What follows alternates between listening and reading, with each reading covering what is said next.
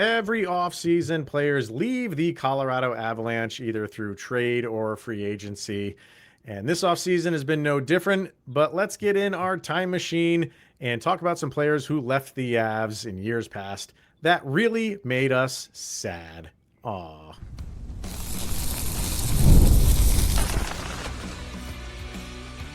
You're Locked On Avalanche, your daily podcast on the Colorado Avalanche. Part of the Locked On Podcast Network. Your team every day. All right, everybody, welcome to another episode of Locked On Avalanche, part of the Locked On Podcast Network, your team every day. I'm your host, Chris Micieli. Joining me, as always, Mr. Zach Pearson.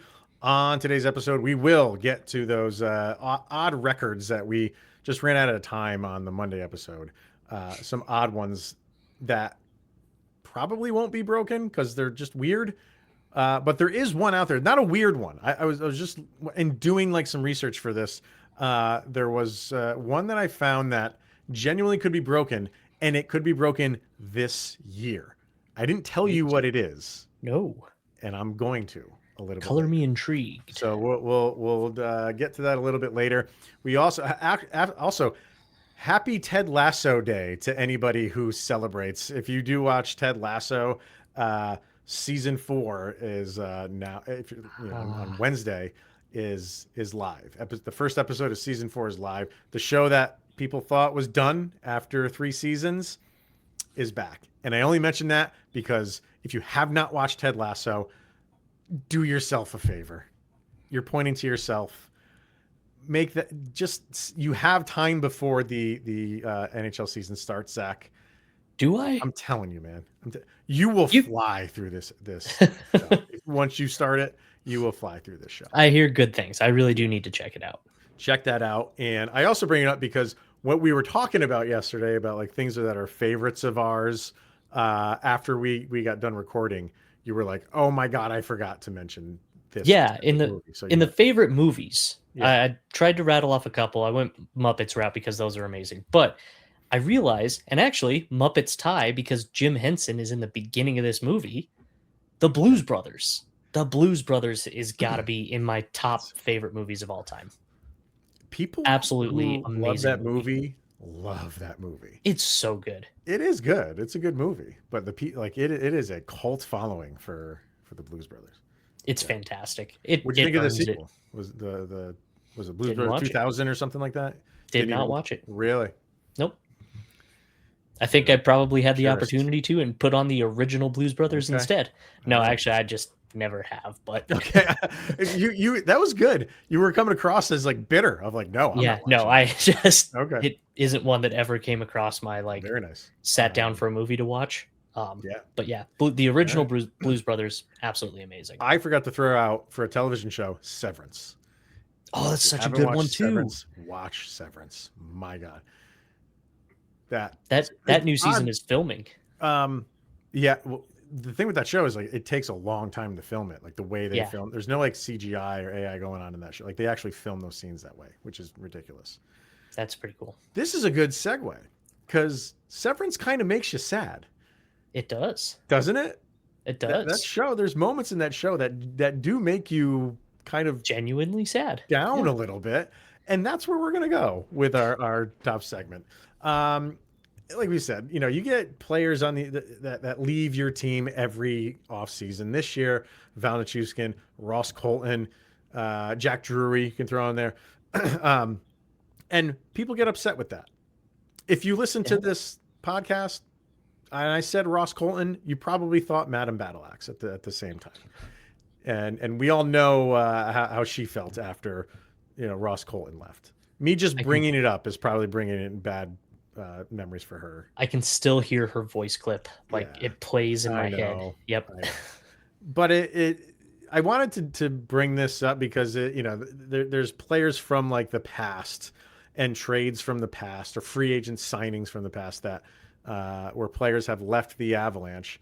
And there's ones that stick out in my mind that I was upset about at the time. I think that's hardened me to where I am now. Because I said it before, like I don't get attached to players anymore.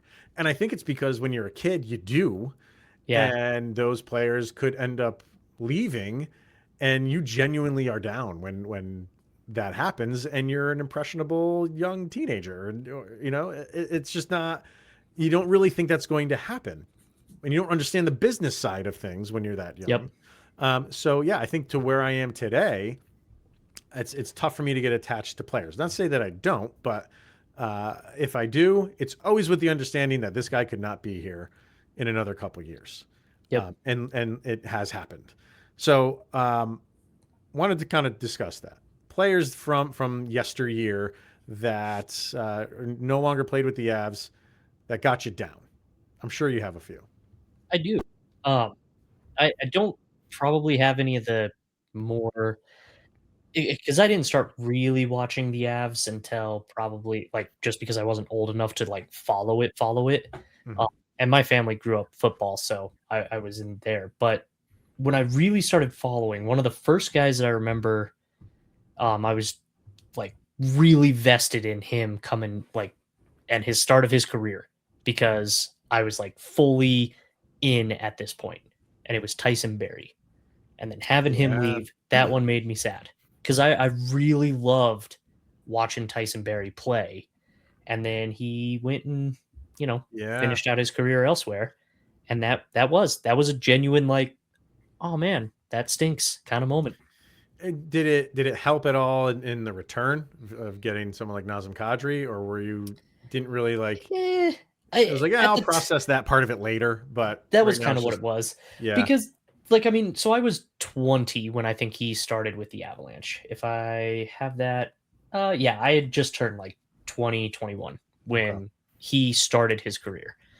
Like I said, I really started getting into hockey in like the 08 through probably 2012, like somewhere in that range was Mhm. when I started to like actually be able to watch it and process it all. And so I was really excited there. When he moved on, it was definitely more of a I'll look at the return later. I'm Mhm. just a little disappointed that Tyson Barrie is out. Okay. Yeah, that I for some reason I wasn't even thinking about that one, but I agree. I liked watching him play Yeah. on the Avs, and it was a little bit bittersweet.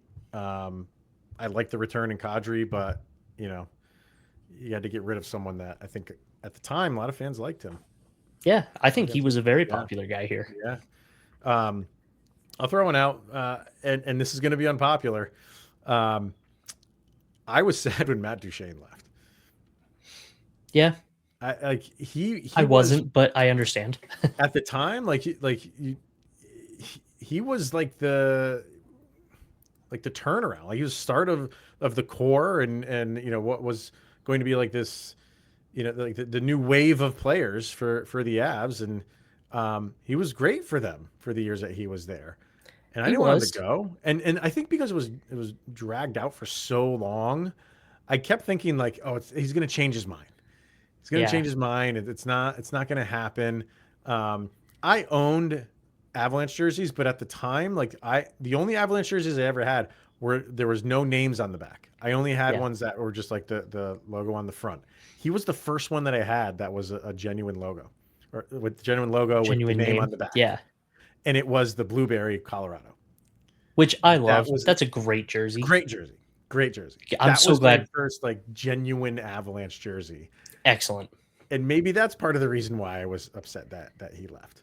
Yeah. But there was just so much fanfare around it. Yeah, at the time, I didn't. I was upset when they got rid of Matt Duchene. I wasn't, but I can understand why someone would be. Yep. It's to me in that moment, you could see that he like the locker room was just busted, Yeah, and it I'm not like thinking about that stuff. I I don't and think it, at yeah, that point I was, and so like with the Tyson Barrie thing, like I said, I was sad and I wasn't really looking at the return. right. But then the Duchene thing, actually Duchene was before Barrie, but Yeah. like I think that was like that's probably why I was more sad about Tyson Barrie is he Okay. stuck through that Yep. kind of turnaround and still was like a very liked player. Mhm. Where for Duchene, to me, it really did feel like, Also, if anybody knows my history with Broncos jerseys, I do not get current players anymore, which we can go into at another time. Really? But I had a dramatic run of, I think, 10 players Oh, that God. were Really? traded or retired as soon as I got their jersey. Really? Yep. And Weird. like Ed McCaffrey, for one, retired because of injury, like stuff like that. Trell Davis, all those things. So I think I was kind of hardened to the jersey thing at that point. I get it. Any others that you got? There's two that I want to throw out. So one that I Yep. was kind of sad that he left, but just because I loved Mark Mosier's calls on the radio whenever he would get into a fight, Cody McLeod. I Oh, really? absolutely loved any time that happened. Like McLeod was fun to watch. I understand why he moved on. I everything with that, but I really enjoyed Double Nickels on the team. I thought he was great. And then I'm gonna throw this one out and bear with me here. Casey Middlestat made me sad when he left. But here's why. He was brought in to replace Bowen Byram, or not to replace, but to like in the return for Bowen Byram to be the number 2 center for the Avs. When that didn't work, it was just such a frustration. So it wasn't like sad that Casey Middlestat is the guy that's leaving. I'm sad he's leaving because it didn't work out. And I'm sad about that because we gave up Bowen Byram for that to not work out. Right. And so little different angle, but that was probably the first name that came to my mind. So it's not so much Casey the player, it's the situation. The situation all around it. Yep. I get it. All right. Few more that I have. I think you have to put Mikko on there. I think that was one that obviously made a lot of people sad for, obvious reasons. Chris Drury was one that I was sad about that he left. That's and not only was it Chris Drury, it was along with Stefan Yell. Yeah. I really liked as a player. So you lost both of those guys in the same trade. And I'm pretty sure that goes down as one of the worst trades the Avalanche have ever made. And that was with Calgary. But I really liked Drury. I really liked him. And it didn't really make sense as to why they needed to trade him. I don't remember specifically why. I don't think there was a cap in that era. No, I was 2002, I think. So him, obviously Peter Forsberg signing elsewhere, going to Philly. That was cap reasons. That was when that came out of a strike or a lockout, whatever you want to call it, and that's when the cap came into play, and the Avs couldn't afford him, so he had to go. So easily Forsberg, because he's my favorite Av. And another one, Adam Deadmarsh. Deadmarsh is loved Adam Deadmarsh. I understand you got Rob Blake in return. There's the main player in that deal. But I was a big Adam Deadmarsh fan as a kid. As a kid, like I liked those guys. I liked those, depth guys. I rooted for them. So when again, you don't understand that those guys move around all the time when you're young, but it still sucked when it happened. So let's see, Drury was, like you said, 2002. Yeah. So that one, I was like 11. And so for the years ahead of that, I wasn't really old enough. And like I said, my family wasn't big hockey at the time, so I didn't get as attached. Kind of the same thing with Deadmarsh. I was a little too young to really appreciate those guys, because that's the other thing, is I really did like Chris Drury, but when you're up to like the age of 10, it's the flashy superstars. That's who I was watching. I'm going to be completely honest. And Patrick Waugh was my guy, like 100% locked in, favorite Av. So makes sense. I wanted to throw out a name like that. It's just, I just didn't quite get as attached to them. Yeah, no, I understand it. I get it. It's kind of like losing Jack Drury. So you lost both those guys. But I threw this out to the Subtext crew. They have some thoughts. Let's get our break in, and we'll hear from them, and then get to these fun NHL records. We'll do that next. Let's hear from FanDuel. And baseball fans, if you think you know who's hitting a home run today, FanDuel is giving you a free chance to call your shot with daily dingers. It's easy to play. Just make your free pick for who you think will hit a home run in their game. If you're right, you'll receive a profit boost, and you can use it on your next bet for a chance at extra winnings. Best of all, you can make a free pick every day throughout the Major League Baseball season. Daily Dingers is another fun way to stay engaged with everyday's games, whether you're following your favorite team or keeping an eye on matchups across the league. And every game has someone capable of going deep. Now you get the chance to make your prediction before the first pitch. So are you ready to play your game today? Join all the action at fanduel.com. That's fanduel.com. Play Daily Dingers and make your free pick on who's hitting a homer. Play ball and swing for the fences on FanDuel, an official partner of Major League Baseball. All right, let's check in with our subtext crew. They have some thoughts on this. We got Lisa. So, and I don't read these before we go live because I kind of want to have like genuine reaction. The reaction, yeah. She says, it will always be Eric Messier for me. Interesting. Not a big name, splashy player, but goes back to a time very long ago when Hershey was the Avs AHL affiliate. There's the connection. Okay, My favorite player and a lot of memories attached to him and that Calder winning AHL team. Yeah, she's the Hershey Captain fan, so makes sense. That's a good one. All right. Yeah. Craig says there have been a number of favorite players I was very sad to see go from the Avs. Steve Nowalchuk, Radim Verbata, Derek Morris, Alex Tanguay. Yep, Tanguay's one. Tanguay is one too, yeah. Rob Blake and Adam Deadmarsh were just some that I was sad to see go. It's a business, though. I've learned you can't keep everyone that you like. Yeah, he threw some names in there. Derek Morris, Radim Verbata, like those are guys that I was not crying over, but hey, everyone has their pick. Nick says obviously Mikko. Let me see here. Yep, obviously Mikko, but besides him, mine would be Alex Kerfoot. That's actually a good pick. I liked Kerfoot too. I did. For me, he's one of those players who isn't the best and never will be, but will work his butt off every shift and never gives less than 100%. I followed him pretty closely since he has left the Avs and always enjoyed watching him. And he was someone we threw out heading into free agency of I'd like to get him back. Yeah, would not mind him back on the Avs. Didn't happen. Kyle, here's a name, Ryan O'Reilly. I thought about that one. Yeah. The way that all went down. Yeah.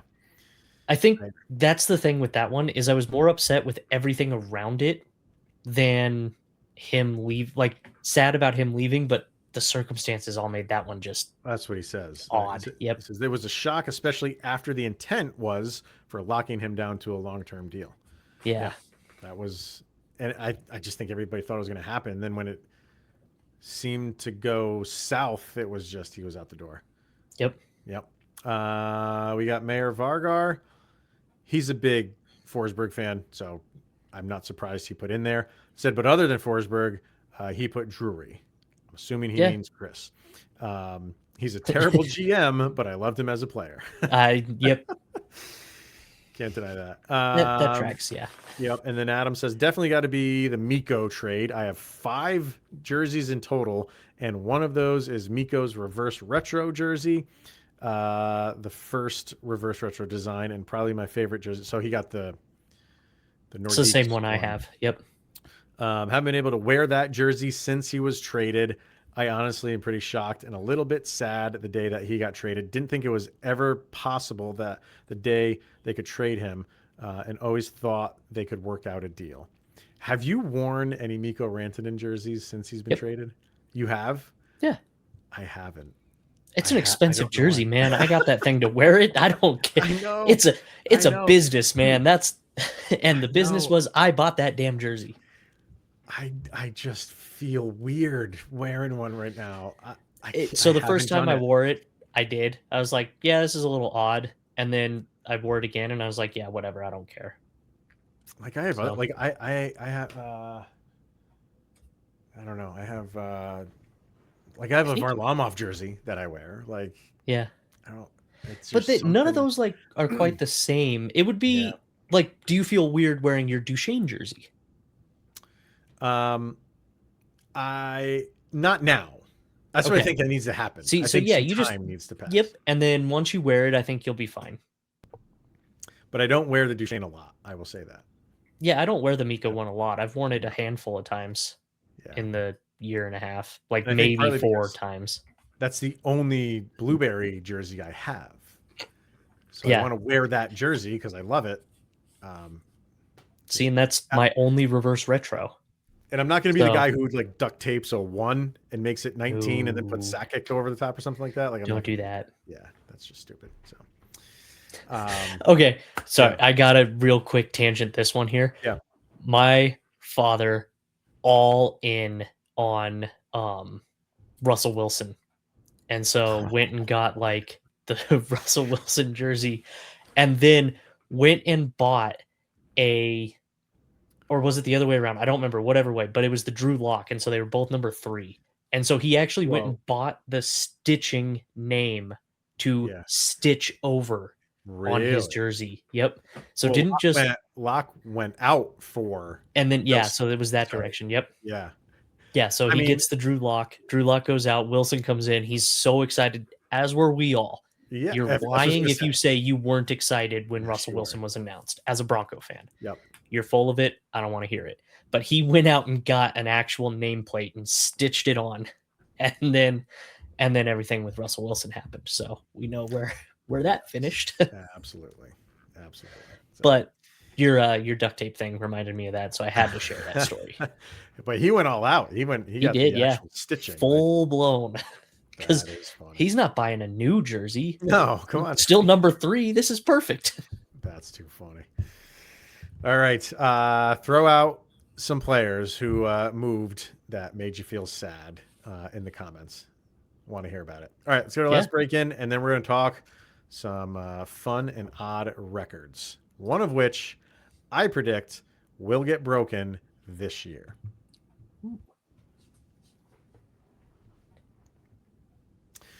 All right, so there's an article from the Bleacher Report, and this is from a while ago. I think this was like 2011. Yeah, when this article came out. But they're so fun and bizarre. I don't think any of them really have been broken. The one that I'm saying could get broken is on a different website, so it's not on this one. But I want to start with the Avalanche angle here.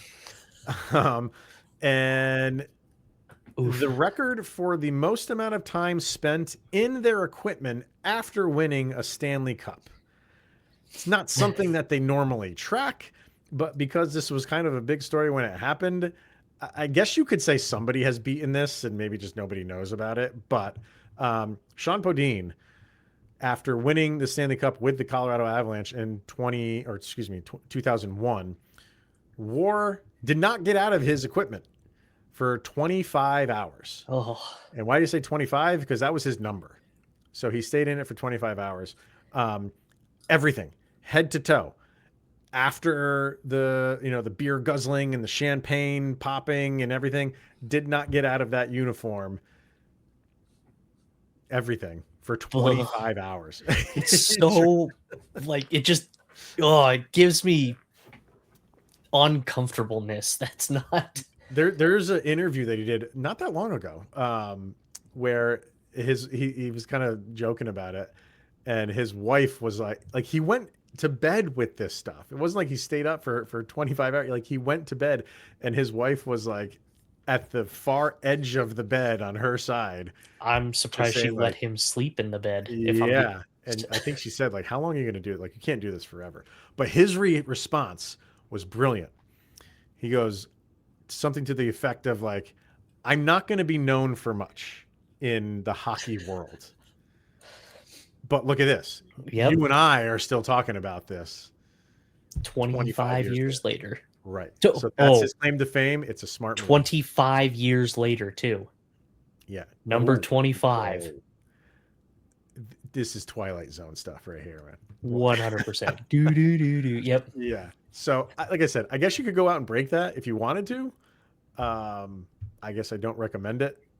I No. wonder how much he stunk for. He probably stunk for another 25 hours after that. Had to, I don't think you could, because there's even a picture of him getting beer dumped on his head. Yeah. He was pretty rank. I'm just gonna say it. There's no way he wasn't. So let's see. On this article, there's some other ones. There's most fighting majors in a career. Obviously, that is Tie Domi. He had 333 career NHL fights, more than anybody else who played the game. They do some math for you. He had 3,515 career penalty minutes. So 333 multiplied by 5 minutes, assuming there were no misconducts involved, which there definitely were. Oh, yeah. You get 1,665.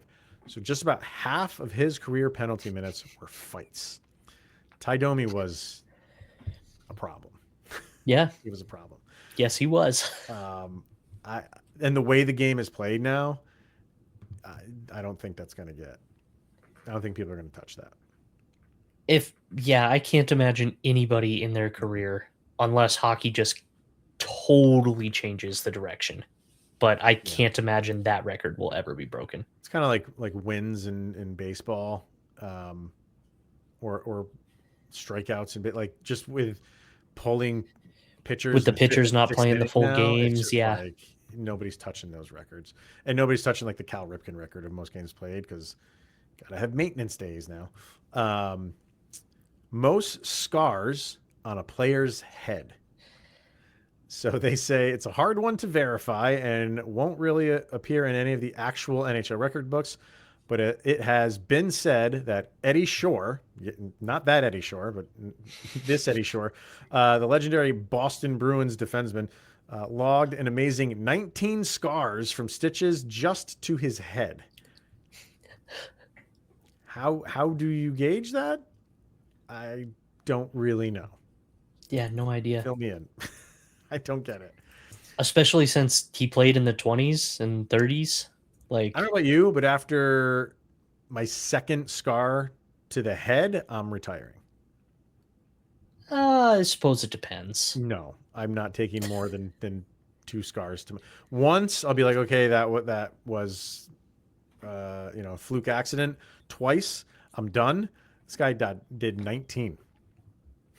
So what I'm hearing is while you're making fun of maintenance days, you won't even stick out there like this guy will. So no. My maintenance day is retirement. I am completely done. I will play every day, but as soon as I get 2 scars to the head, that's my career. All right. Done. Fastest hat trick ever recorded. These ones I always just am amazed by. This was in 1952. Chicago Blackhawks player Billy Mosenko. I think I'm pronouncing that right. 21 seconds for a hat trick. What are you doing wrong defensively to give up 3 goals in 21 seconds at all? Who's 3 in goals net? by the same guy in 21 seconds. Who's in net is a great question. Yeah. That is nobody, apparently. I guess. That would have to get broken would be incredible. Worst plus minus in a single season. What's his last name? Is Mickles. Billy Mickelson of the Washington Capitals was a minus 82 in the 74-75 NHL season. I bring that one up because Jared Bednar had a season where he was like minus 80 something in whatever league he was playing in. Nice. Jared Bednar himself. Way to go, Bedsy. I think it was worse than minus 82. I think it was like minus 86 or something like that. Well, I'm pretty sure. But one of the more impressive parts is for Bill Mickelson here. He only played 59 games that season. So he was a minus 82, and he only played in 59 games. That's even so more. He was on the ice Yeah. for more than 1 goal per game on average. That's just as impressive. That's brutal. Most penalty minutes in a single season by a goalie. If you have it in your head what you think it is, you are probably wrong. Again, by a goalie. Ron Hextall. 88, yes. 89, 113 penalty minutes. The 2 previous seasons, he logged 104 penalty minutes in each of those seasons. This is a goalie. Like that's what your biggest and baddest get in a season nowadays. And that's from your goalie. Yeah. That was Ronnie Hextall was fun. I do wish I could have been like into hockey in that era. Yeah. Unfortunately, that particular season was 3 years before I was born, so kind of hard to watch, enjoy. But that just sounds fun. I would love to see a goaltender get that. If that doesn't tell you like how much the game has changed. Oh yeah, you can point to something like that. Yeah, it was different. Absolutely. This one I love, and this one is I think the most current one on here. Most short-handed goals on a single penalty. This happened. The Boston Bruins did it. Does it say who they did it against? I don't see that it does. No. Let me effort that real quick. Okay. So anyway, the Boston Bruins, the Bruins scored 3 shorthanded goals on the same penalty kill on April 10th of 2010 against this year's Stanley Cup champion Carolina Hurricanes. Really? That's who it was against. Yeah, it doesn't say in the blurb who it was against. Wow. And not only that though, but the penalty spanned intermission. Oh, so they scored all 3 in 64 seconds to start the second period. Oh, so it wasn't like one. It wasn't even a 4 and 2 came after. It was all of them came after the intermission. And all of them were in the second period. What a way to start the third. Or was 32, the second? Was it? Yeah, the second. Okay. 32 seconds in, a minute 21 in, and a minute 36 in. Can you imagine that? Wow. I don't remember this happening, and it wasn't that long ago. No, I don't remember that one in particular either. No. But that's crazy. After I read that on this article, I had to go look it up, and then I had it ready to go because I remember that was a fun. And then I'm going to end with this one. It's not like an odd one, the ones that we were doing, but it was just, like I said, going through like records. I think this is one that can be broken this year. The player who played the most games in one season. It's happened twice. Jimmy Carson and Bob Kudelski. They both played 86 games. Okay. Just trades to teams with less games? With less games. Okay. Now that we're playing 84 games, this could easily get broken. Ooh. Could easily get broken. Interesting. Yeah. Like I said, I think that could happen this year, depending on how it all shakes out for a guy who gets traded. Would have to play, need to be an Iron Man of sorts and play every single game. But that shouldn't be that hard to break. No, that could totally be doable. Definitely. And it could be done by multiple guys. And, so. I didn't even think of that. We'll see. Could definitely happen. So we didn't get into any Wayne Gretzky stuff because we could do an entire episode on ridiculous Wayne Gretzky records. Those are fun. Maybe we'll do that someday. But and what Av could break them? Probably none. None. Or some crazy obscure one somehow, some way. But the ones that matter, they're not no chance by anybody in the Avs. Yeah. If Sakic didn't do it, and McKinnon is kind of on track to just beat Sakic, he's got no shot. Yeah, no way. But really, nobody does. So I know his records are just insane. Absurd is a good word for those. Yep. The one that I saw. Okay, you reeled me in. I'll do one. There's one Gretzky that's ridiculous. If he did not retired in '99. If he did not retire, he could have played another. I might have the years wrong. I think it's 15 seasons. Okay. Could be 13, 14, or 15, but I think it's 15. He could have played the next 15 seasons, not scored a point in any of those 15 seasons, and still be a point per player game in his career. Oh, that's just think it. It's stupid. It's stupid. That's crazy. Yeah. We'll end with that one. That is nuts. Okay, that's insane? A wild record. That's what, or a wild stat. That's not a wild. That's not. You're right. It's not a record, but it's a stat. So there you go. All right, that's gonna wrap it up. Yeah. Okay. Just think about that. You're gonna lose sleep over that one. Just That to think might that's bother me, possible like- from one person to do that. Yeah. That meme where the guy, like the person's laying in bed and they're like, "Oh, I'm about to fall asleep," and then the brain says Boom. something and now they're awake. 15 That might seasons. be what happens. All right. Well, that's going to wrap it up anyway. Throw out any comments you have on anything we talked about today. Have some fun discussion in the off season. So he is Mr. Zach Pearson. I am Chris Micieli. Thank you for tuning in, making it your first listen of the day. Always appreciated. We will see you guys on Friday. You made it through another 24 hours. You're that much closer to next year's puck drop and Cale Makar's extension.